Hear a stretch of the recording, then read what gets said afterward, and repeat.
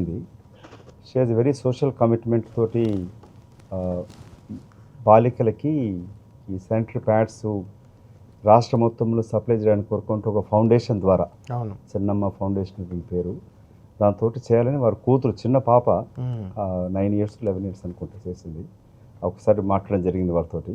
సరే ఈ విషయంలో మాట్లాడినప్పుడు నేను లేకుంటే కానీ నేను విన్నానది.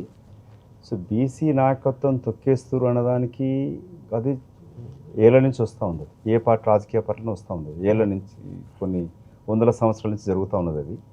అది కంటిన్యూ జరుగుతూ ఉంటుంది. అది బీసీలను తొక్కేస్తారు అనేది వాస్తవం, అది జరుగుతూ ఉంది. ఎందుకు తొక్కేస్తారు మరి? తొక్కకుండా మీరు ఎందుకు ఆపలేకపోతున్నారు? కార్పొరేషన్ చైర్మన్ చేస్తే వాళ్ళకి మంత్రి పదవుల్లో 2, 3 ఉన్నాయి అంతే. కొండా సురేఖ, మొన్న వాకిటి శ్రీహరికి ఇచ్చారు, పొన్నం ప్రభాకర్, 3 ఉంది మంత్రివర్గం మొత్తంలో, 3 బీసీలు. ఇలాంటి వాతావరణాన్ని ఎందుకు మీరు మార్చలేకపోతున్నారు? మీరు మదియాష్కి గౌడ్కి రాహుల్ గాంధీ అత్యంత సన్నిహితుడు, అందరికీ తెలిసిందే. రాహుల్ గాంధీ బీసీల నాయకత్వం ఇద్దాం, ప్రోత్సహిద్దాం అంటాడు. మదియాష్కే ప్రోత్సాహం లేదని విమర్శలు.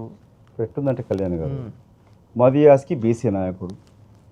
నేను అగ్ర కులాల కన్నా చాలా ఎక్కువ చదువుకున్న చాలామంది కన్నా, అమెరికా విదేశాల్లో ఉన్న అనుభవం ఉంది, 2 పర్యాయాలు పార్లమెంట్ సభ్యుడిగా అనుభవం ఉంది. మీరే చెప్పారు, నేను చాలా కమిటీలు కూడా పనిచేయడం జరిగింది. తెలంగాణ మూవ్మెంట్లో కూడా చేశాను. కానీ నా పేరు వచ్చే వరకు మదియాస్కి బీసీ నాయకుడు. అదే అగ్ర కులాలు అయితే వాళ్ళు దేశ నాయకులు, రాష్ట్ర నాయకులు. నా ఉద్దేశం అది కాదు.